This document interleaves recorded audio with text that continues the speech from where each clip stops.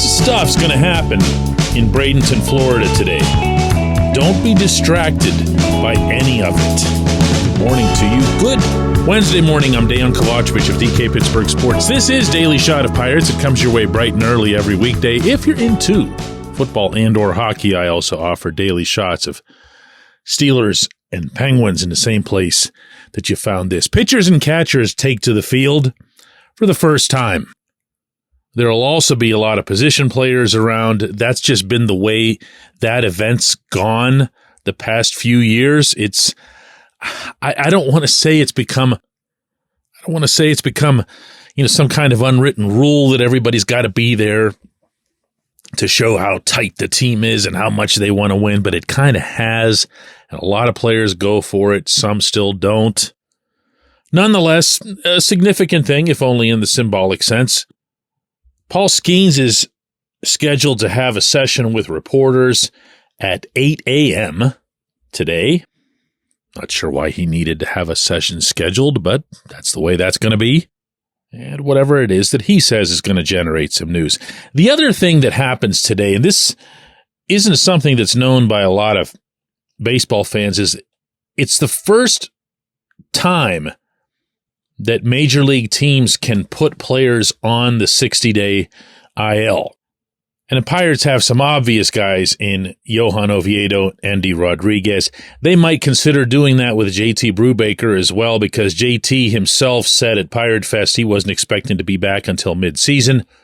So that could be three guys that you move, and in turn, those roster spots and who knows what others, because they can still do other things, would open up toward some signings or a trade or two or something, anything other than yet another day of doing nothing about the starting rotation.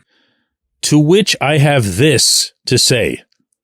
No matter what Cherington does or doesn't do today or at any point between now and March 28th in Miami, at least one, and ideally more, of Roansy Contreras, Luis Ortiz, Quinn Priester needs to be in this rotation on merit. There's a difference. There's a difference between putting Contreras in the rotation because he's out of options and putting Contreras back in because he's back to throwing 97, 98 miles an hour consistently. It should be the latter. The same can be spoken, even though these guys aren't out of options, for Ortiz and Priester.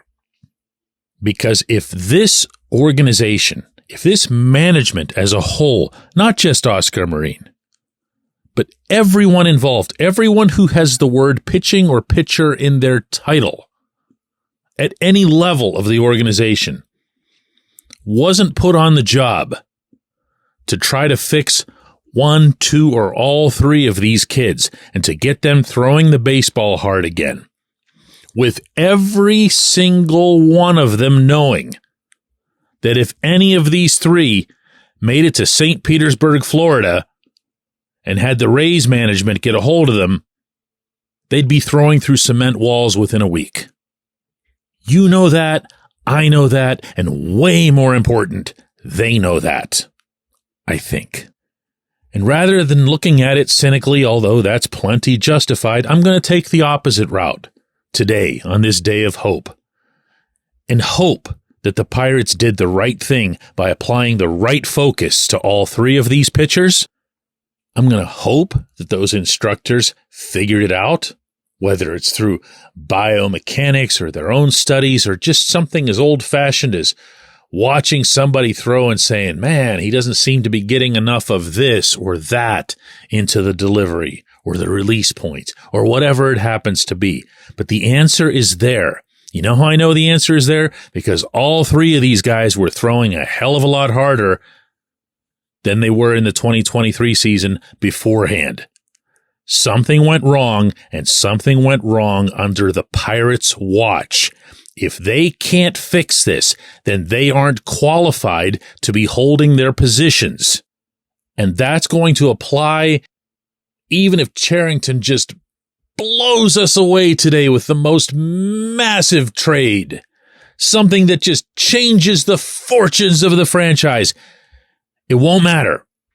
It won't matter because you won't have reason to believe in the future of anything related to this team, including, by the way, schemes, if these guys can't recognize something as simple as the cause of a velocity drop.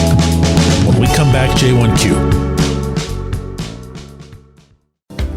This portion of Daily Shot of Pirates is brought to you by our friends at Northshore Tavern. That's directly across Federal Street from PNC Park. It's home of Steak on a Stone, an eating experience, underscoring the word experience.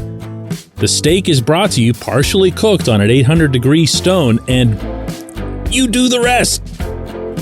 It's a ton of fun, it's a great meal, and it's a baseball atmosphere like no other in Pittsburgh. Northshore Tavern, right across Federal Street from PNC Park.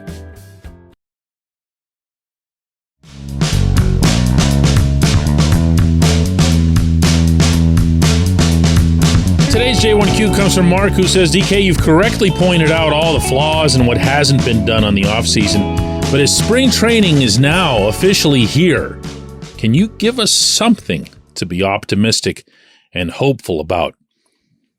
I can, Mark, but I want to preface it by saying that I'm not going to force it. Like I'm not ever going to be the positive spin guy, or for that matter, I'd like to think the negative spin guy. I just want to call things like they are. That's the objective every day that this show's recorded. I don't want to be thinking, oh, what can I do to cheer everybody up or get them excited or whatever. But since you ask it the way you did, which is to give us something to be optimistic and hopeful about, I can come at you with two simple words. O'Neal Cruz. This is a special talent.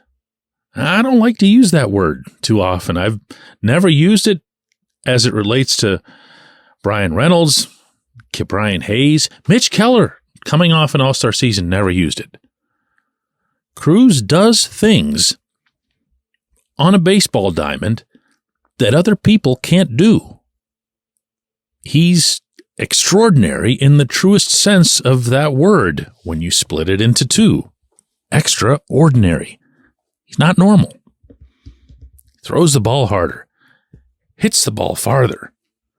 Uses that ridiculous size of his in ways that, nobody's done before. A tall shortstop. It's an oxymoron unto itself. But he gets down below the baseball. As a scout observed for me the very first time I witnessed him at Pirate City, he gets below the baseball. That's what that guy was looking for when he went to the field that day. And he was surprised to see it. He was surprised that it was real.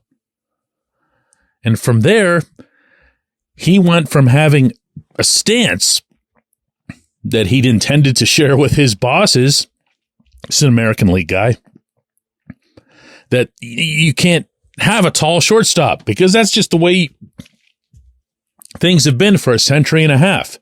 And the reason that you can't have a tall shortstop is that he can't get under the ball. This one does. This one does some amazing things. He hits home runs that have no business even being bloops past the second baseman. When you see where the pitch is and where he puts the barrel to get to it. And we saw him. This is the part that just wrecks you the most, and I'm sure him 100 times more.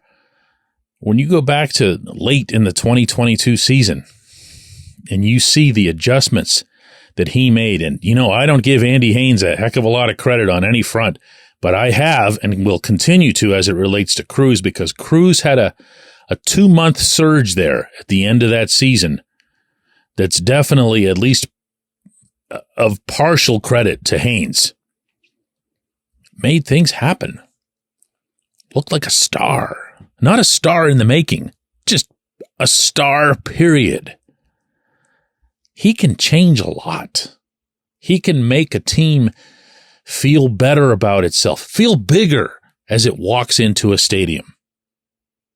I've seen that effect from O'Neal. I've seen his personality, which you got to see from him even when he was hurt, whether it was on the broadcasts or at the ballpark. He was around all the time. He was in uniform. He was laughing with guys. He was pumping them up. He was celebrating with them. He didn't hide. He didn't go to, rehab in Bradenton and just isolate on, oh, poor, pitiful me. I don't want anybody to see me walking around like this. No. This is somebody who has star capability. Not going to predict it, certainly not after an injury like that. But if he's okay, and if he's his best self, yeah, you've got optimism here, my man. You've got grounds for optimism. I appreciate the question. I especially appreciate it on this day. I appreciate everybody listening to Daily Shot of Pirates. We're going to do another one of these tomorrow.